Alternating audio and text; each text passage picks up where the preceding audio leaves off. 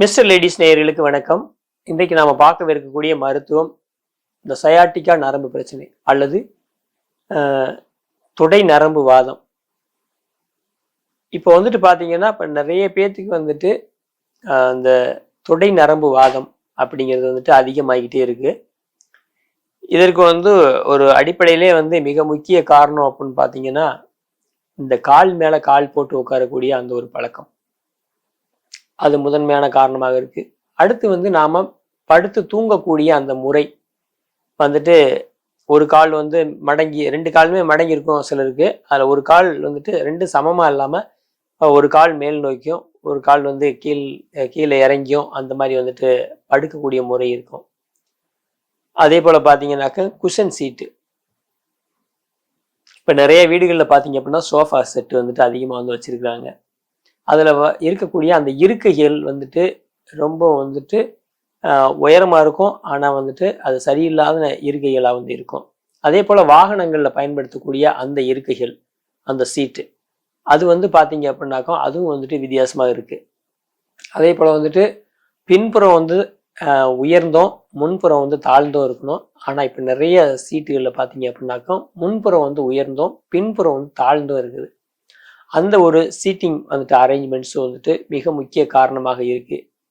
இப்போ அதனை தாண்டி பார்த்தீங்க அப்படின்னா, இப்போ வந்து முன்னாடி வந்து இந்த மூட்டை தூக்குறது அந்த மாதிரி சில வேலைகள் வந்து செஞ்சுக்கிட்டு இருந்தாங்க. இப்போ வந்து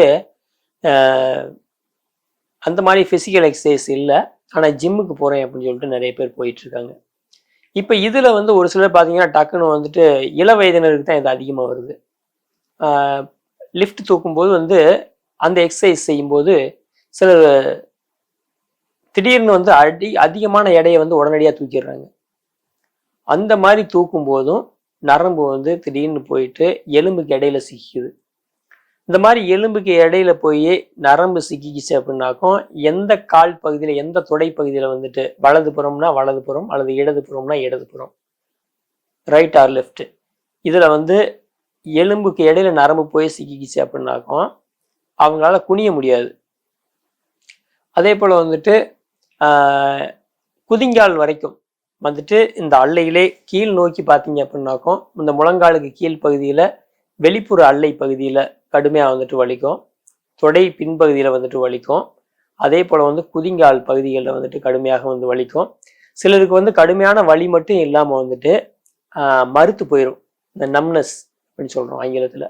இப்போ இந்த மறுத்து போகக்கூடிய தன்மை வந்துட்டு வந்து இருக்கும்.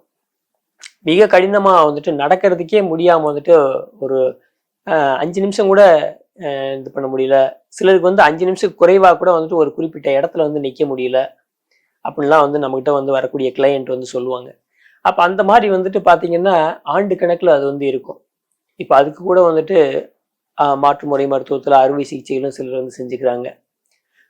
அப்படி இருந்தால் கூட வந்து அறுவை சிகிச்சை இல்லாமல் வந்துட்டு பாரம்பரிய மருத்துவ முறைகள் மூலியமாகவும், தடவல் முறைகள் மூலியமாகவும், ஒற்றடங்களை வந்து கொடுக்கறது மூலியமாகவும், பற்று போடுதல் மூலியமாகவும், அந்த இரத்த நாளங்களில் ஏற்பட்டிருக்கக்கூடிய அந்த இரத்த தேக்க நிலைகளை வந்து உள் மருத்துவத்தின் மூலியமாக சரி செய்வது மூலியமாகவும் வந்துட்டு இந்த சயாட்டிக்கா அப்படின்ற தொடை நரம்பு வாதத்துக்கு வந்துட்டு எளிய முறையில் வந்துட்டு சிகிச்சைகள் கொடுக்க முடியும். இதற்காக வந்து வழக்கமாகவே வந்துட்டு 1 வாரம் முதல் 10 நாட்கள் வரைக்கும் வந்துட்டு வழக்கமாக வந்து மருத்துவம் வந்து தேவைப்படும். எனவே வந்து இந்த மாதிரி வந்து நாம இருக்கைகளை வந்து சரியாக வந்து பயன்படுத்துறதுக்கு வந்து முயற்சி பண்ணணும்.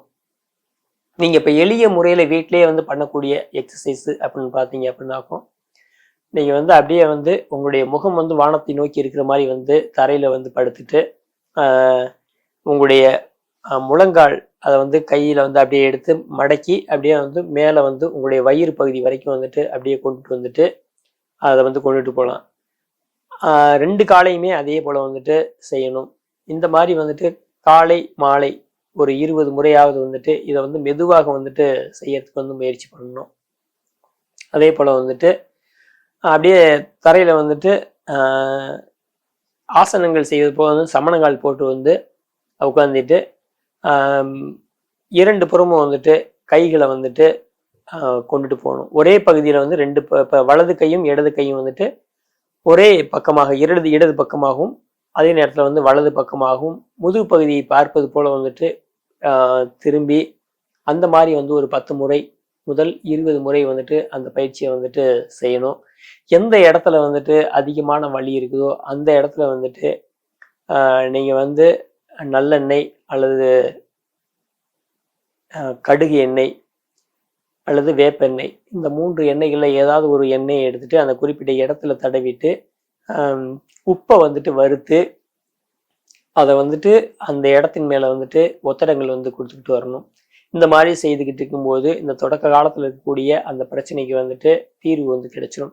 அதே வேளையில வந்து நாள் பட்டுருச்சு, ரொம்ப வந்து வலி அதிகமா இருக்கு, அந்த மாதிரி செய்யும்போது பாரம்பரிய தடவல் முறைகள் மூலியமாக அதை வந்துட்டு மருத்துவ மையங்களை வந்து சரி செய்து தருகிறோம்.